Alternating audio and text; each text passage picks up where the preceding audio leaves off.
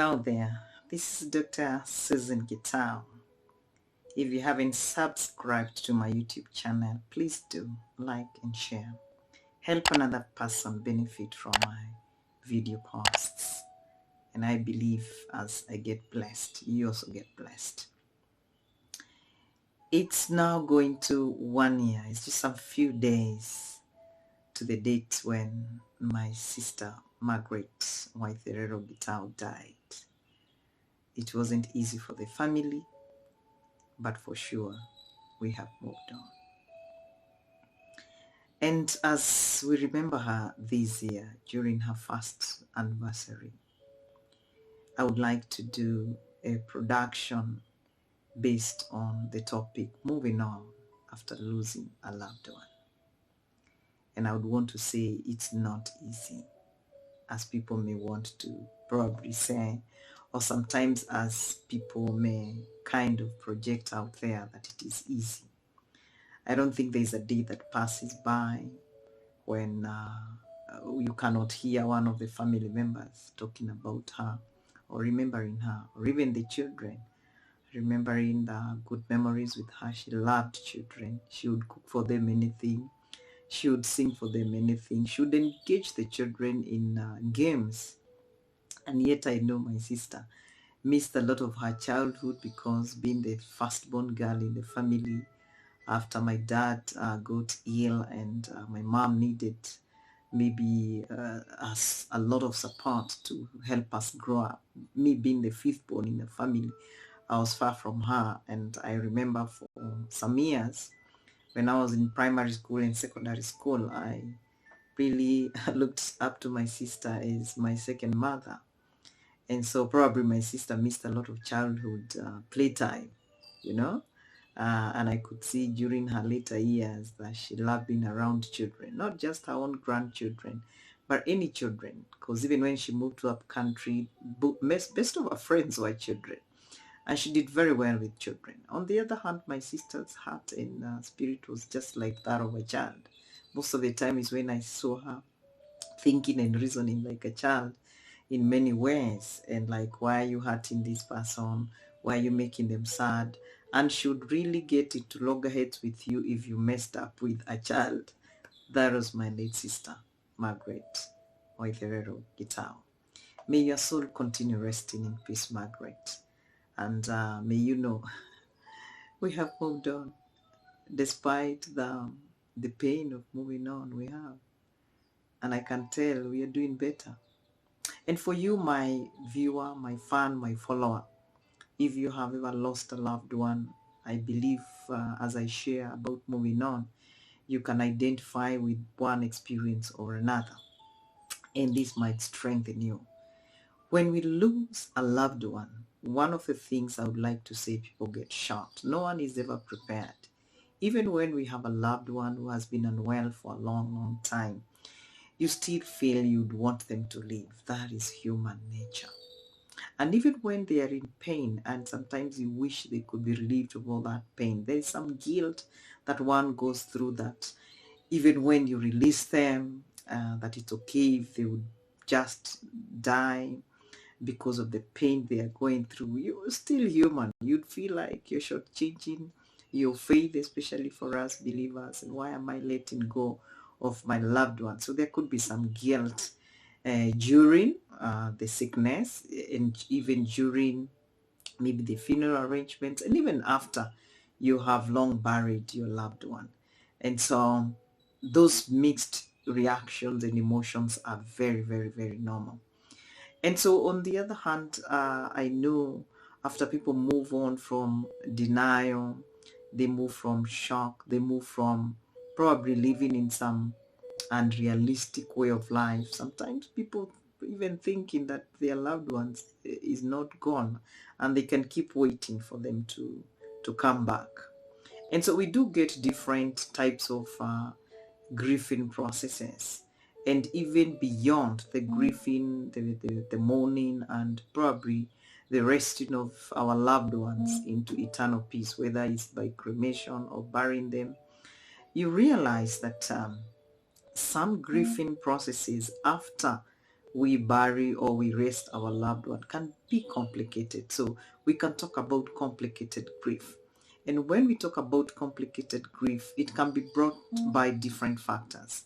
Sometimes it could be you had unfinished business with the loved ones and you needed closure. Probably you needed to forgive each other. Probably you needed to hear from them about a particular maybe agenda you guys were sharing, or even a project, or even relationships.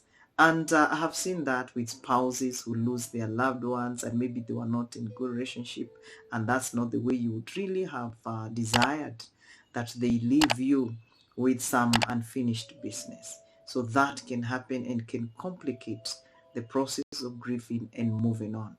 Sometimes there could be one after they have gone, so many issues crop up, so many complications crop up, and you're torn between adjusting or moving on or handling the issues that have cropped up. That can complicate grief. Sometimes it could be your own personal issues, personal. They have nothing to do with the loved ones. And probably it could be, part of it could be personality. And we do have people, depending on their personality, especially the people that take a long time before accepting something. They take a long time before adjusting. Sometimes they can seem to sink into some form of depression. We do have others who will mask their pain, who will mask their grief. Mostly these are sanguines and cholerics. Cholerics can get into work, and that can complicate the process and the adjustment process. So we do have others, they just love peace. If they find, if I'm going to talk about our loved ones we departed, somebody might be unhappy somewhere, and they can just go quiet, and it's because they want to keep peace. That can also complicate, because given a very good peaceful environment, enabling environment, every human being should be given a listening ear. Every human being should be given a platform or an environment, including children, to share how they feel, how they are moving on after they have lost their loved ones. And that's why anniversaries to me are very important. And this depends on how the family would like to carry out their memorial service, their memorial event and celebrations, because it's about the family. You can be able to gauge when you lost your loved one, where are you and where had you desired to be. And that can help reduce the complexities of complicated grief. We do have probably stressors that come up after people lose their loved ones. Sometimes it's about inheritance. Sometimes it's about insurance. Sometimes it's about medical bills, maybe somebody left behind. Sometimes it depends on the stage and the age of probably the children that the loved one left behind. Sometimes they could be too little, too young rather. And someone is trying, like a parent, if it's one parent left behind, you're trying to ask yourself, when these children grow up, will I be able probably to explain what's going on? And that's why, with the support of helpers, with the support of pastors or spiritual leaders, with the support of family members, when we take photos for memory, when we take videos for memory, it's always good to have that realistic a way of facing the truth. Like you can watch the video together, and if you're not strong enough, you can have a counselor by your side so that you're able to tell and even share. You can always pause the video if it is uncomfortable for some of the members. You can always walk away. There should be a systematic way of probably watching anything that reminds you of the loved one, whether it's an album, whether it's that video I've talked about that you're watching, whether it's visiting the graveyard.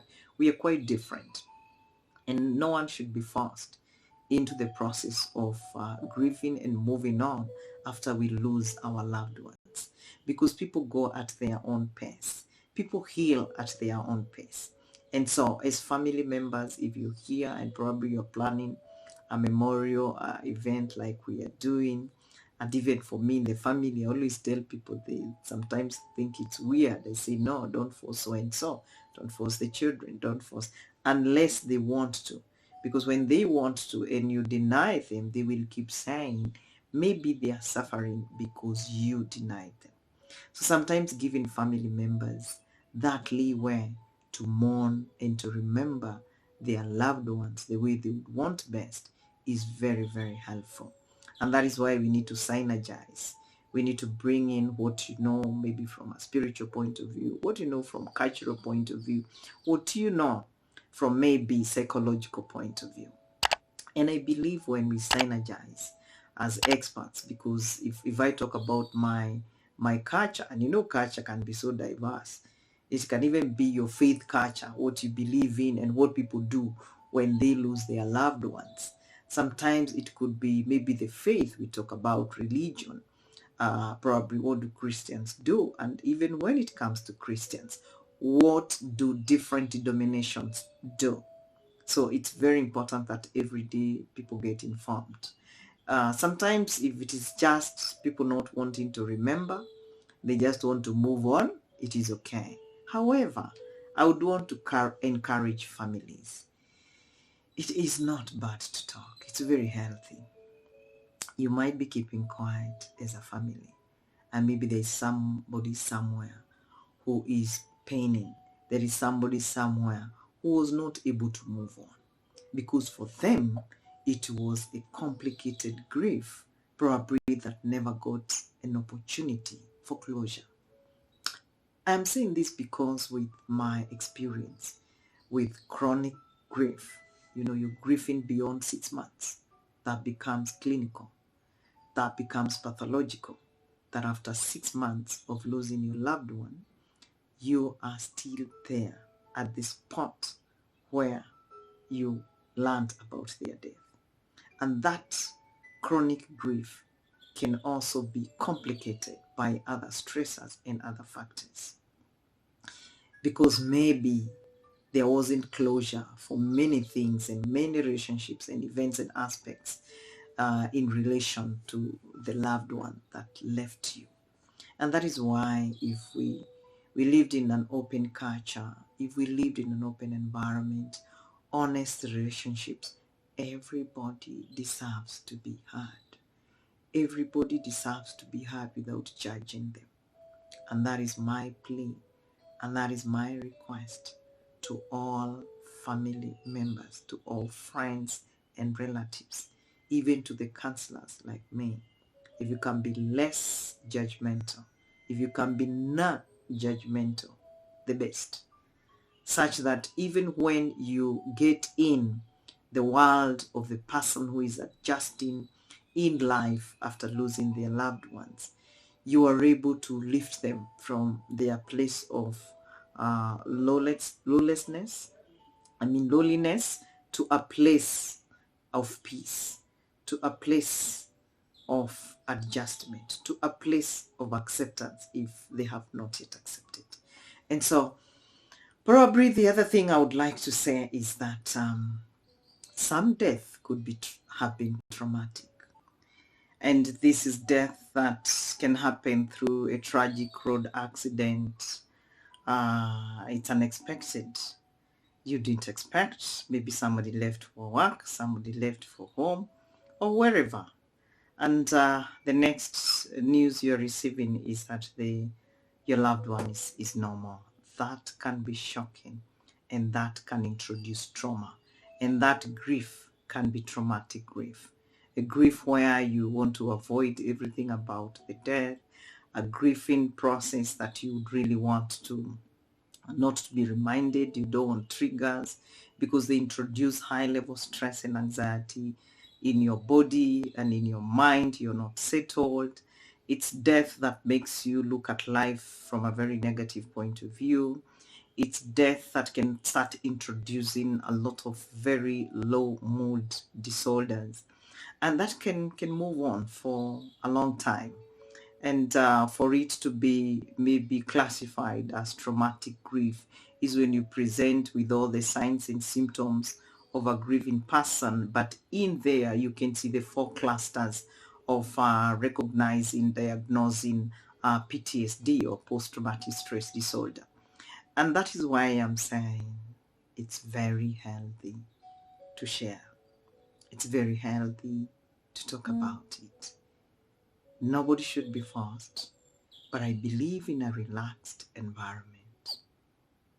Let people share and kindly listen to them. If they ask you to be there by their side, that's what they need. If they tell you, I don't want to be there, or I don't want you to be there, it is okay. Very, very important to keep also asking them, what do you need? What do you want? And especially if you're a counselor and you're supporting a family, an individual who is supposed to move on after losing their loved ones, always ask them, what do you need now? How can I help you? Because it's very, very helpful. Because sometimes you can take your help and that's not the way they want you to help them. You can take your help and they are not ready for your help. Please don't get offended, because remember, in the stages of loss and grief by Kubler-Ross, one of the emotions that is very strong is the emotion of anger. The feeling that everything is not right, is not just, is not fair. And that can be, especially with traumatic deaths, where you feel this person maybe was too young to die. This person was so promising. Or you look at the family that is left behind, and there can be a lot of anger, a lot of anger, and lots of anger. And that anger sometimes it bursts out on you. Kindly don't take it personally. Allow the people who have lost their loved ones to just express it. And that is why I like to tell people, moving on is one breath after a time.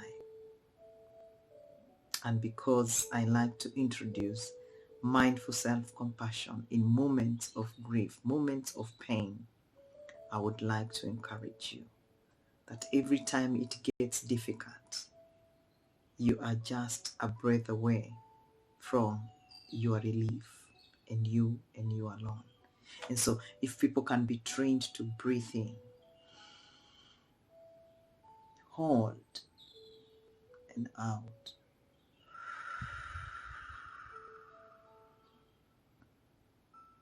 breathe in again,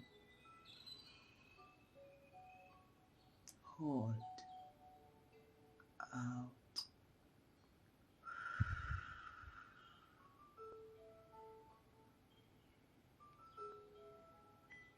breathe in again,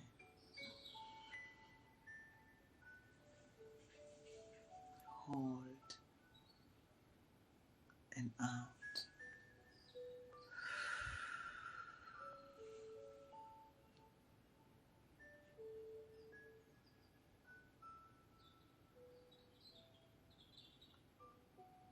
It feels quite different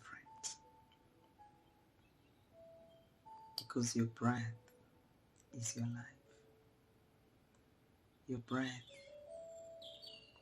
helps you to circulate oxygen throughout your body system, including your brain.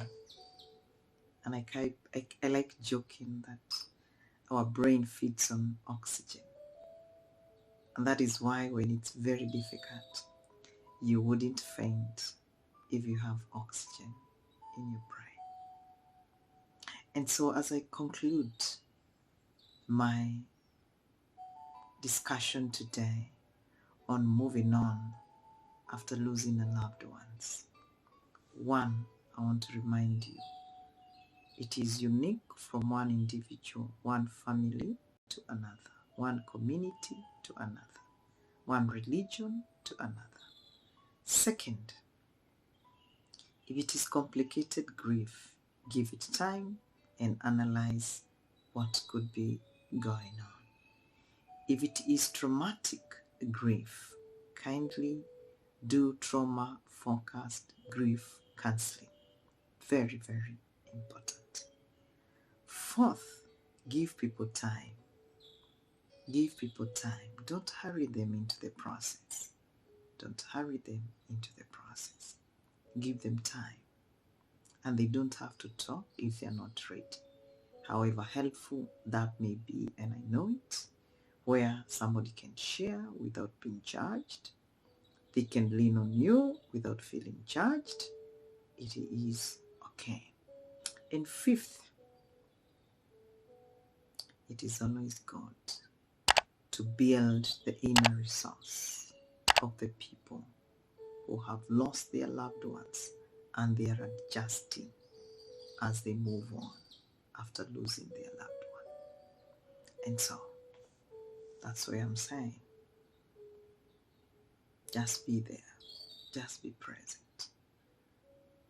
Maybe you have an inner prayer for them, and maybe you're asking them what they need. You may not have the solution, but as they voice it,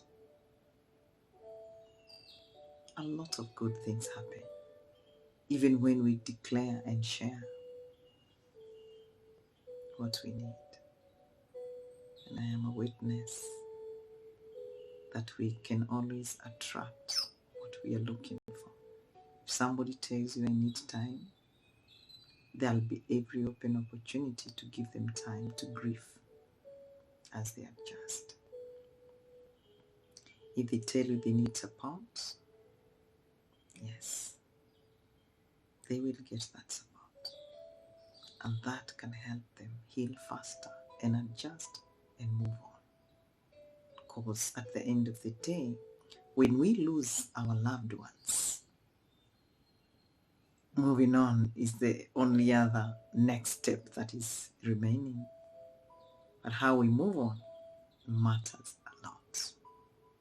This is only part one. I know what people tell me after viewing my videos is, can you cover this? Can you cover that? And I believe in part two of moving on after losing our loved ones, we'll include some of the comments and the questions that you viewer are going to ask. And I believe we can be blessed together. Continue subscribing to my YouTube channel, Dr. Susan Gitau. Share, like to bless another person. God bless you. May all our loved ones that have left before us continue resting in peace.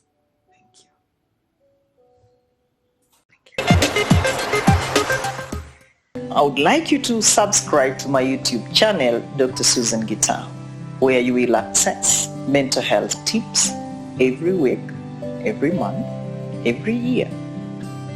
Thank you.